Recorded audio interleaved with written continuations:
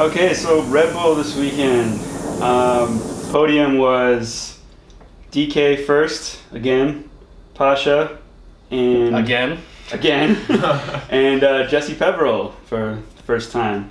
Did you guys agree with the results, or...? Canada!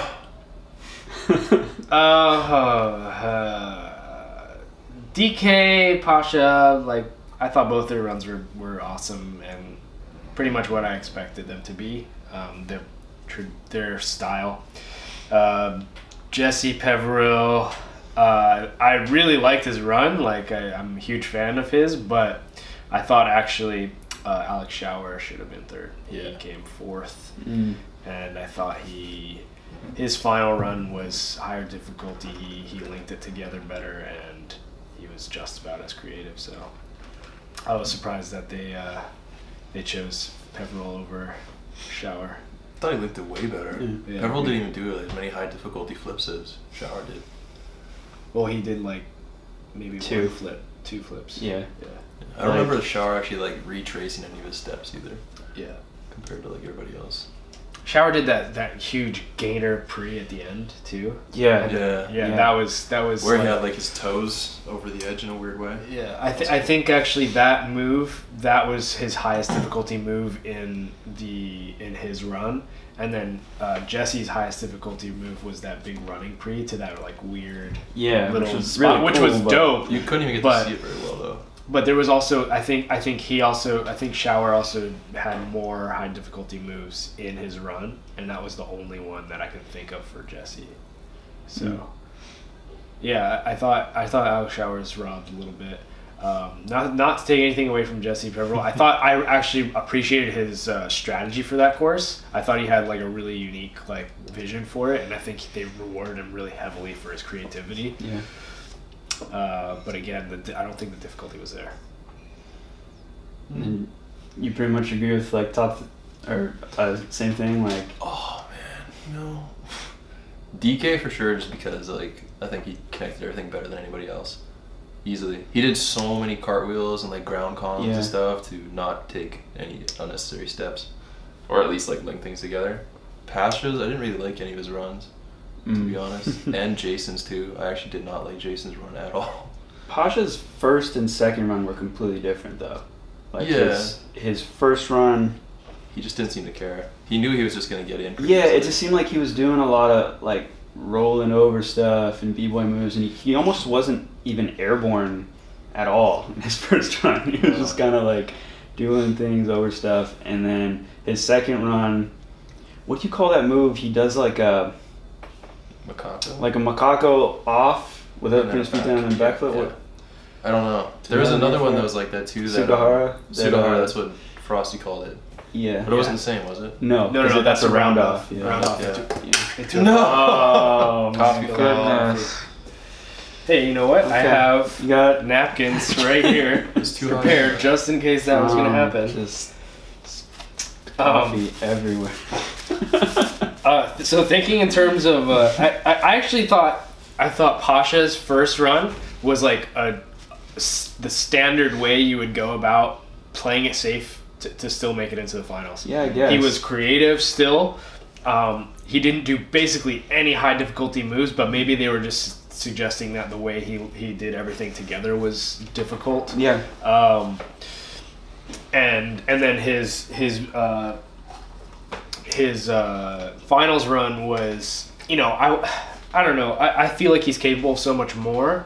But he still did, he did that big gainer in the beginning. He did a few other like really interesting stuff later on the run, and he has his own unique like footprint for how he, or fingerprint or whatever you want to say, for how he moves, and nobody else does what he does. So I can respect that enough to the point where I think he probably deserved to be on the podium.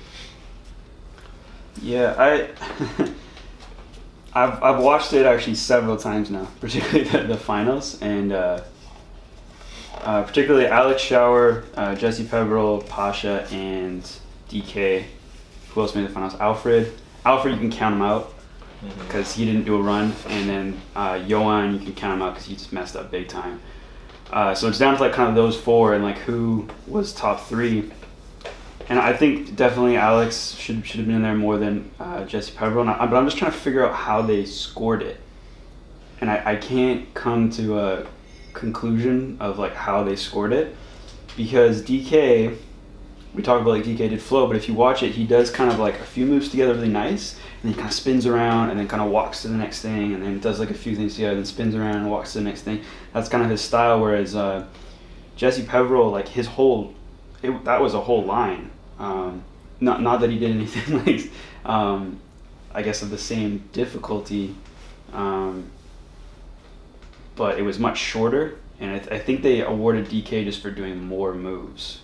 And if you look at the first round where Johan, just by a pretty big margin beat out Eric Mukmashin. Am I saying that? I don't know. Sure. Oh dear. Eric 3-run. Eric 3-run Russian. Yeah, there you go. If you look at that score compared to Johan's, it's like they seem to have awarded Johan for just doing more things and calling that more difficult, which I felt was wrong.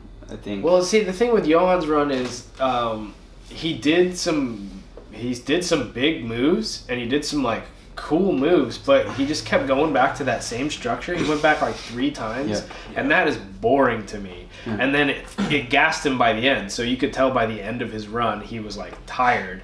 And I hate seeing tired flips. I hate seeing tired parkour. It's like, to me, that's like the most uninteresting thing to watch, because it's like it's clear that the 90-second like allocation is too much time for athletes, because that's not what they spend their time working on in practice. In fact, Frosty interviewed Jason in between, and he said that he actually says like, yeah, I do a lot of videos, I make a lot of videos, and those videos are all like shorter clips, and so to actually combine all those skills in a 90-second run is asking a lot out of him, in terms of like being able to perform. And I think that's a problem with the format more than anything. Faulting Johan for doing all those things is like, it's not his problem, it's the problem of the format. Did you have to do 90 seconds? No, you don't have to, but I think he was rewarded for doing so many tricks compared to like somebody who had a shorter run like Eric, who I think had a better run overall because he connected things really well. He did some nice moves, but he had a shorter run. I thought he... Oh, we were also talking about how that kind of going first had a factor in that too. That wasn't just because of a short run. Yeah, I agree. Like the scoring was kind of set from his standard of the run that he set. Yeah. I think DK seems to have a pretty crazy endurance, and like he does continuously so lands. Johan, though, except for Johan doesn't end. He's clearly tired at the end. But did you actually notice that Jason had Johan as a favorite to win? Yeah, he said that. That kind of. But we've all met Johan. We've all met Johan, and it's like, I think if you were at like a jam and you were going like move for move with him, like he does that. Like he's actually done that in the first NAPC when he competed. He went, because that was like kind of a head-to-head battle format, and he kind of went like move for move with a lot of people. Yeah, well, he was kind of battling with Joey in that too. Yeah, like he can actually do everything. He could probably do Jesse's line. Yeah. Like maybe not quite the same, but a lot of the moves in there, a lot of the bigger moves, like the big down Kongs and the big running prees, Johan can do that. For some reason, he chooses to do like these like roly things on stuff, and I think his strategy is just way off base. To be honest, like he needs someone that's on him. Like no, he has the ability, he has the talent, he has the skill. He just doesn't have the strategy, the core strategy, and that's the thing. Every year, I'm always disappointed with Johan because I know how good he is. I know how good he is, but it's always a disappointment. Like that huge front flip from last year was like crazy. Yeah, and he did a huge gainer this year. He did it, it's like first run. Yeah, at the beginning.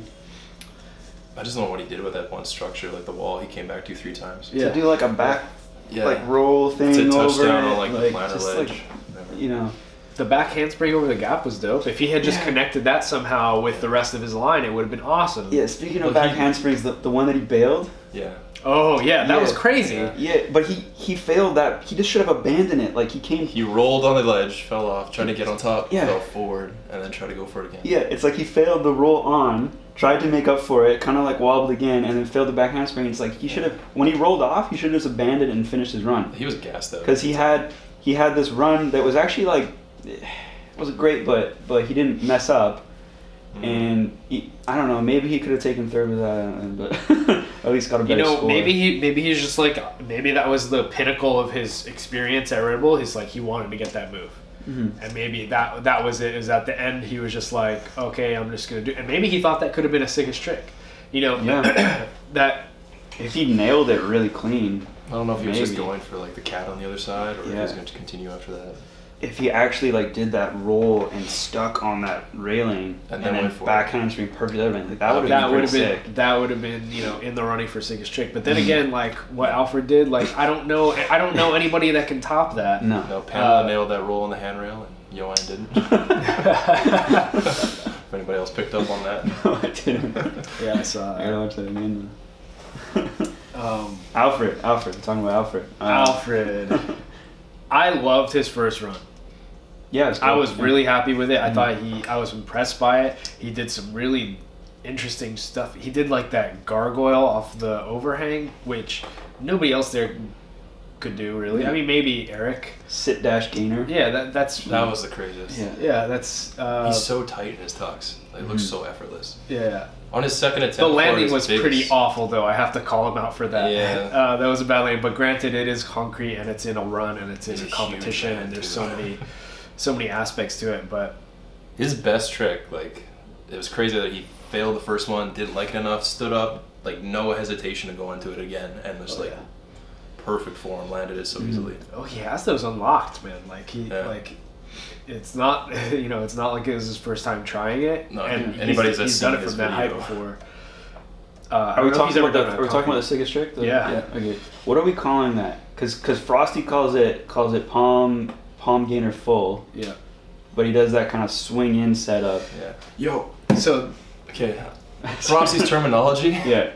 Awesome. He like knew the names of every single thing. Yeah. And he knew like the background too. They were talking about the pin flip. Yeah. And they're like, Owen Haggerty coined the term pimp flip when he did that move and he said, I'm a pimp. It's like, that's horrible history. Dude. It is. It's like, okay, at least we have some background to like the viewers. What's that guy's name, do you know? Like the guy who was talking? Yeah. I have no idea. I think it was Henry something. Yeah. He's British? I don't know. Oh, he sounds. He sounded Sometimes you say I thought he did a great job commentating. Yeah. I thought he pushed the direction of the conversation really well. He let Frosty have his moments. He let Frosty have his moments, but he did this weird thing where like every time somebody was doing a run, he would just be like, I'm just gonna let you flow with this, Frosty. This guy better than me. And it's like, dude, you've said that like 5 times already. Yeah. You say that for every athlete. That was a little weird, but for the rest of his commentary was awesome. But going back to that move, so that setup was done originally by Gaëtan Boulier. Yeah. I'm probably pronouncing his name wrong, but he's a dope athlete. But he originally just did it on a gymnastics beam, and he did it just to a backflip. And so then right after that, I remember like a bunch of Instagram posts, people trying it. And is that what they were calling it? The gate? The get flip or the get flip. So that's kind of where it was. And then Alfred fold out of it. Earlier this year he did it, but he folded out of it, and then that's what he used as a signature trick. Yeah. I don't think I've ever seen anybody else fold out of it, and it's crazy that he can get that. Has he done it in a video or anything before though? Yes. Or? Yeah. Okay. So yeah. I just.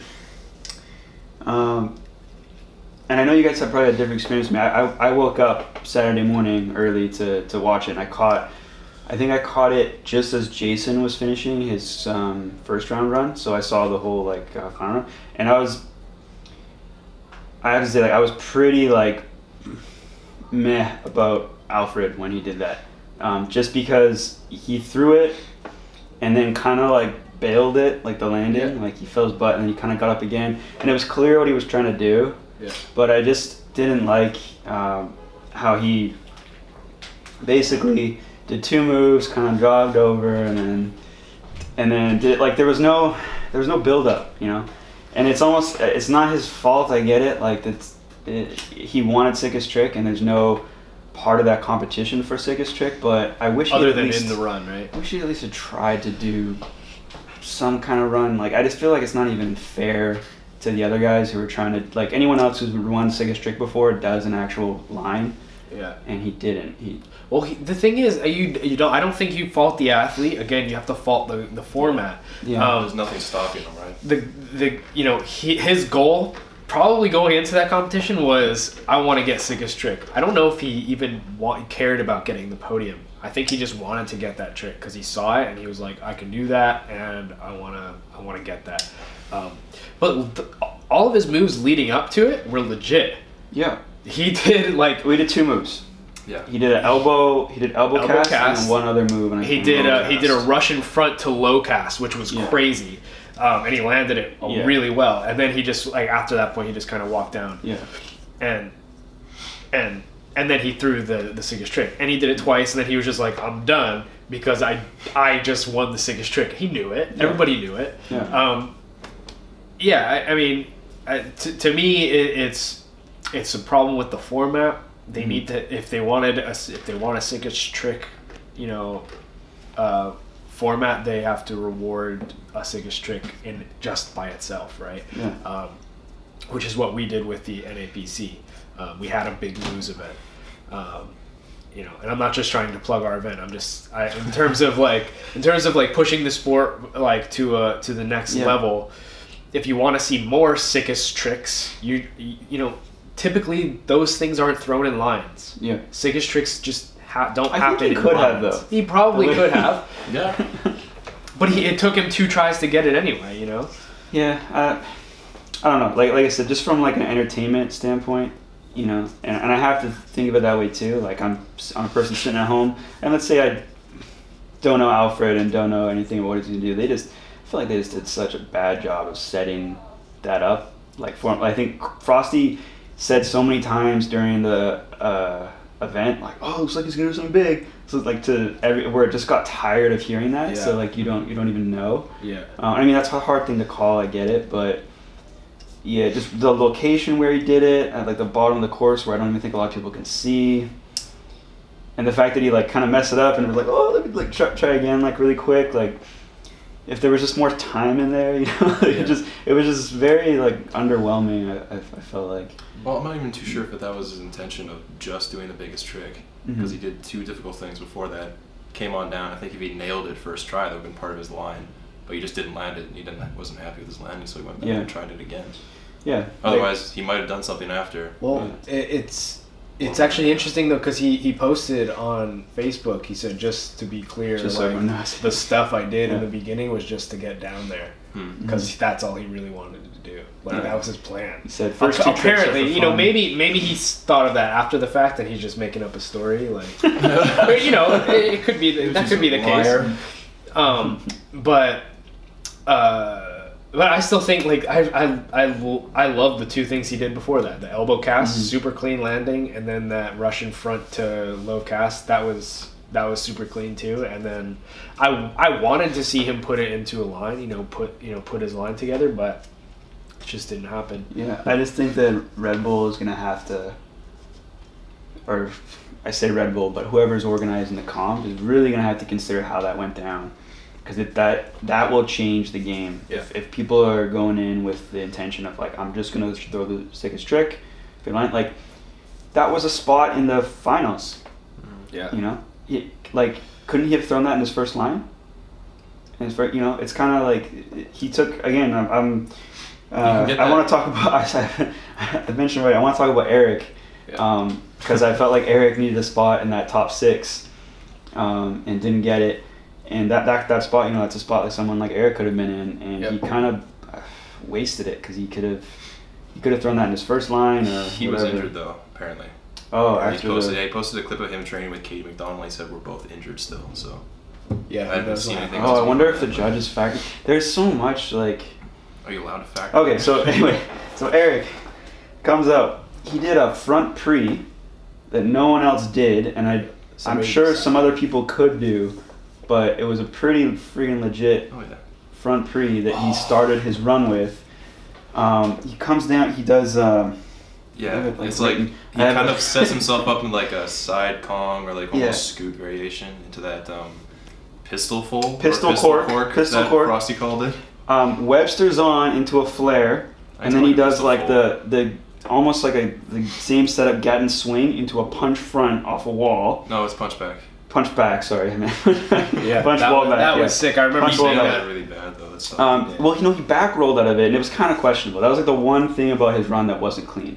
Was the back roll of that. And then super clean worm drop, and other than that back roll, absolutely no stumbles. Right. Like super clean run other than that. And then you have lucky going first. Yeah, then you have Johan who, like, he was stumbling all over the place, and so he did so many moves, but he was stumbling all over the place in his first run, and he beats him by like a big margin. I think part of that is because Eric went first. Part of that is the heat format, where it's like only going to take the top 2 out of each heat. I really don't like the heat format. I'm just going to put that on the table. Yeah. I felt like the last heat was stacked. Yeah, I was excited for that. The last heat was super stacked, and I thought Didi missed the finals, and he messed up. He messed up for sure. But if he had landed that double full, I think they still would have put him through potentially. His gainer full onto that rounded ledge. He did in terms of high difficulty moves, crazy high difficulty. He didn't link it all together that well, but no, he had 3 bails in a row. It's tough to watch. But I would like to see that guy come back in the future and smash it, because he has the skill. Again, it's just a matter of seeing him execute it. Speaking of people we want to see come back, Dante. Oh, Dante. Yeah. Right out of the gate. Yeah. Well, I want to know what he was. I think he was going for a triple, but Frosty was saying he was going for a 2.5, which maybe is the case. Might have made sense if he was trying to link it, go in that direction. Yeah, to link it together. Oh, that's true. Yeah. So dub hyper or whatever. I don't know. From that height. Yeah, it just seems again like it's the same thing. He has that it's almost like NEPC all over again, because he was trying to do triple corks off of, we had a 6-foot wall in here, and it looked like another 6-foot wall or whatever, and I think there's actually a gap. It's clear. And he kind of set it up really nonchalantly. Like, if you see him, he's just kind of, oh, and then it doesn't make it, and then there you go. Like, it's funny too, because you have guys like Foskey who he did a double cork in his run, and didn't land it well. No, he landed pretty much the same way. He would have landed on his butt, but he's smooth enough. He's smooth enough that he hands down and spins out of it. And so if you're judging execution or anything, he almost hides it, depending on what your standards are. And we don't know what the judges' standards are, if they want to see super clean landings, or if that counts as a clean landing. Like, if you put your hand down and does spin that out. come out of flow or execution? Because they're and it's almost like if I was Dante's advisor or whatever, I'd be start trying to do little weird hand spins out of stuff when you mess up, because who knows. That reminded me of the Colorado competition that I saw your guys' footage of him and Chris. And both of them don't really seem to have those transitions or anything. No. A lot of it is walking up and doing big moves. But his combo in the NAPC, the combo event, I thought his combo was awesome, with the exception of the stumble out of the double full. It wasn't a bad stumble, it was just enough to kind of break his momentum. But I thought his combo was dope. All of his movement choices, stringing it together was really good. I think it's because of that course too, though. It's you have to hit. You have to hit these certain parts of the course, right? Again, talking about format. Yeah. But also the types of structures in the course. And I think if you again you rewatch the whole Art of Motion, look at the scores, look at who's getting the high scores, and particularly guys like Jesse Peveril, I think they're actually favoring a lot of hand transitions, like vaults and things like that in between, and counting them as moves, and I mean they are. But if you look at Dante do a run, he doesn't put his hands on anything. He does a bunch of stand-up tricks and walks and strides in between stuff, and I think he probably, if he's planning on competing in Santorini again, would probably benefit from trying to incorporate more touching stuff with his hands. More handsy, man. Just put your hands on things. Dante, get more handsy. Yeah. Can we go back to best trick category? You guys both think that it was Alfred Scott? Yeah. Yeah, I think it was bait. What did Big do? The head through the basket cartwheel? That was genius. I liked it. I definitely liked it. He had 2 things. I don't know if it was the same run or not, but he had 2 things I really liked where he did those sit backs on those ledges all the way down. He did 2 in a row, which is freaking awesome. I'm trying not to swear. And then he did that cartwheel through, which is just like, that was so creative. Actually, it just made me think, if they choose to still keep the same format, because if you add another competition, it lengthens the event. And it's already a 2-hour event. If they choose the same format, they could give out multiple awards for moves. Yeah. Like, multiple sick trick awards. Like, because it's gonna be hard to with such a big course and with such a diversity of things you could do. Like, how do you even? I think. And I think they actually only. I might be wrong, but I think they only look at sickest trick from the finals too. No, because Jesse LaFleur did the... Oh, that's right. Yeah, that's true. Okay. I stand corrected. Lunar Eclipse. The Lunar Eclipse to Cork. Blood Moon. Oh, wait, it's not the entire thing is not called? No. Okay. The single leg 360 stride is the Lunar Eclipse. The Cork is the combo, Did he have a name for the combo? Because though? Moon Step. Okay, I see. Yeah, exactly. Lunar Eclipse 360. So I wanted to... Just dropping stuff all over my desk. I wanted to bring up the women.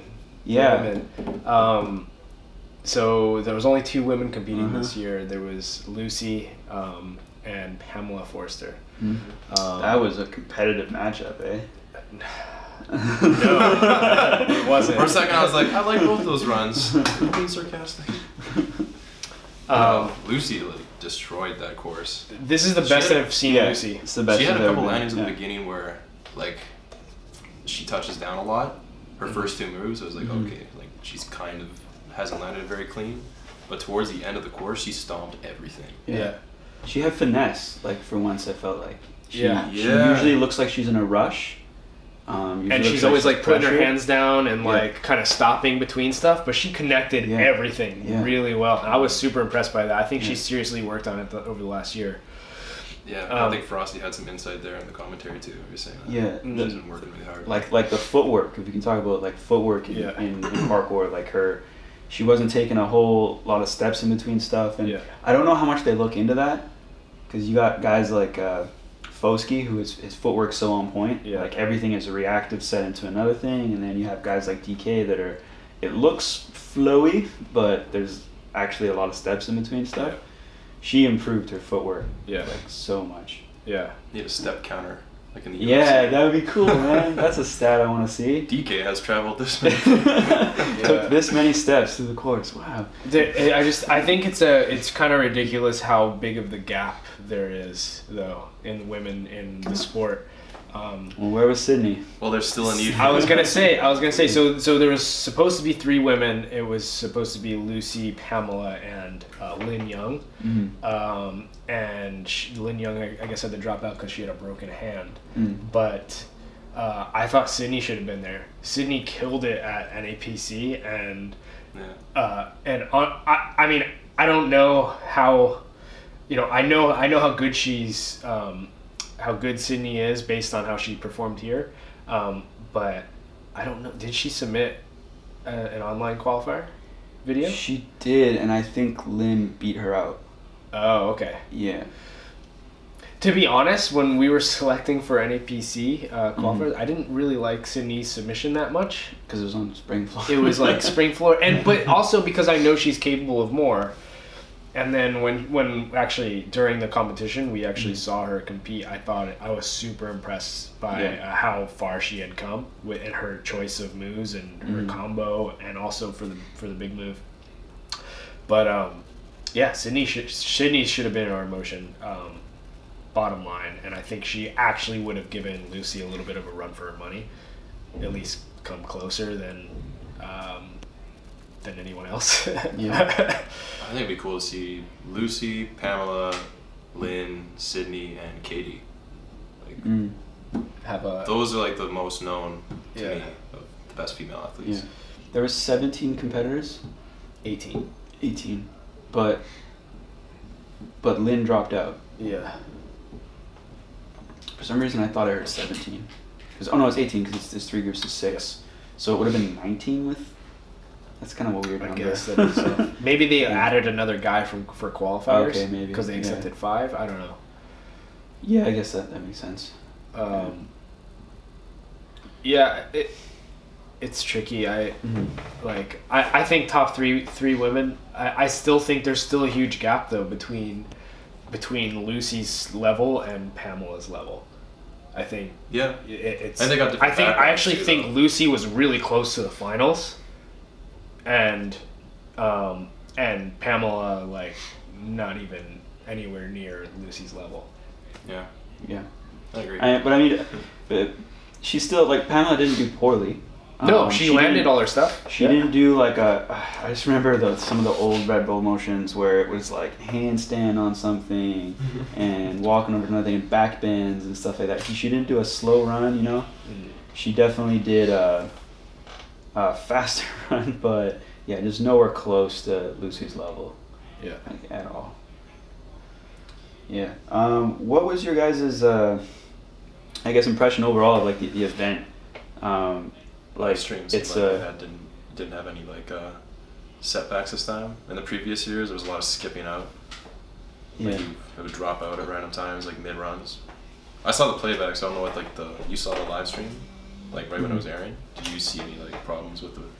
No, the live stream was good. I think my own like HDMI connection might have dropped at times, but the live stream was good. I think, and then I rewatched it. I think the pacing of the event's actually really good. Yeah. There's not a lot of downtime between, and like having organized events and doing live stream. I mean, they got way more people and money than we do. Yeah. But it's hard to make a good paced event. Part of the reason they can do that is they don't have to air commercials or anything. You know, if the event gets bigger, they might have to pull in spots for that. Like if you watch any professional sports on Fox or something, they're drawn out because of TV spots and whatever. They had some in between clips and videos. Yeah, they were like really good. DK video. They were really good. Like the videos in between. 5-year video and one other, I think. Yeah, almost like. DK's I am free running video. Yeah, but it almost also like the build up of DK almost kind of took away a bit from what he did. Yeah. Because you're expecting. Going back to like his final run, like he didn't. It was a good run. He's very powerful and very springy on his individual moves. Like even just the way he throws like standing gainers and stuff like on flat. Like the height he gets is really good. So you can add some difficulty there for the fact that he's doing these tricks in a way that a lot of the other competitors can't do them. But I think he's probably his highest difficulty move might have been the double full like in his second run. I don't know. I'd have to watch. He did a lot of moves, but it just didn't. Yeah, there wasn't anything that stood out. No, last year at the beginning of his final run, he did wall double full, and then ran right over into double side, and it was like boom, like both of those were like right really out of clean. the opening. It was just. And then it almost didn't even matter what he did after that. Like he kept just doing small things like after that, but they were nice to put together. And I was like, yeah, this guy, to me, won that year. But yeah, it just didn't have the same feel this year at all. Fortunately. I was really disappointed with Jason Paul's run. With Jason Paul. I wonder if he was like, just saving for the finals, but didn't get in. Honestly, it wasn't even that. He just didn't move like I felt like I knew he would in the past, like from other events that I've seen him in. Yeah. It looked like he was trying to copy Pasha and Annan. Do you think he was taking it seriously? I don't know. It's hard to say. So I think that's a thing. And actually, we were talking about Alex potentially getting robbed out of a third place spot. And yeah. But he had to wear the Sailor's hat. Apparently, he lost a bet for this. He was playing odds. And yeah, I wonder what that was. I know what odds is now. But he had to wear that sailor hat, and it fell off. But he kind of like did a funny jog and jumped through the course to set up for a move. And both runs. He's probably losing flow points or difficulty or whatever for that. And he didn't lose by a whole. He didn't not lose, but he didn't miss on that third place spot by a whole lot. And it's almost if he took it a little bit more seriously, I think he could have got it. Yeah. Like I want guys to have fun, but try to be serious about getting your line down. the way you want it. agree, yeah. And I feel like guys like DK, he comes out at the end and he's like, oh, I don't feel like I won. I really love Pasha, blah, blah, blah, all this stuff. But you could tell he was really serious about getting his line down the way he wanted to. Like, he really wanted to get that line a certain way. And he probably had tons of fun doing it. But he didn't stop in the middle to be like, jog around or make a joke. Sure. I think it's kind of a responsibility that comes upon you when you're in that kind of competition too. Yeah. Like Jesse's, he had a really good line in one of his videos of last year's Santorini. Haverhill? No, LaFleur. Oh, LaFleur. He's talking about like, I'm just going through my move list and everything. I'm taking it really seriously or whatever, like misquoting it, but he was talking about like this is a responsibility, of being like these high level athletes is you're representing the sport. You're representing the sport, exactly. Yeah. So as fun as it is to see somebody like run the course and take the piss and wear a sailor's hat, it's like you are a professional athlete and you are representing like a still kind of obscure sport. Yeah. I still really liked everything Alex did. Oh yeah, everything he did. He won. He won. No, and he needs to. I don't want to say like don't have fun. I don't want to say don't have fun and don't be relaxed because you need to be. Like you absolutely need to be, and that's definitely who he is, and you shouldn't stop that. But if there's just a little bit more focus on him maybe trying to do the best line he knows he can do, because I felt like he might have been able to do another move in that run. He's capable of doing more than what it's back to like Johan again. Like if someone had advised him to do a little more or something, I think Alex could win the whole thing. Yeah. Like with this year's, I would love to know if he got that. Sorry. If it was Dylan and Max's inspiration for having the music play during Alex's run. Do you know what the music was? No, what was it? It was the Jungle Book music. The first or second run? It was like the Monkey King's music. Yeah. Yeah. It was both. Both of them. Okay. Both times. And I remember a video of Max Henry and Dylan Baker like singing that together. Like some video of them training. I know they hung out this summer, so I was wondering if they inspired him to have the music play. Yeah, I have to note though. Maybe another game of odds. Too many bets going on this year. I have to note that Alex did get the highest scored run of the entire competition. Like 472 or something? 472 for his first run, which was better than his second run. Yeah, I agree. Although Gainer Prix in the second run was pretty amazing. Yeah, but he did more moves in the first run. There was more connection.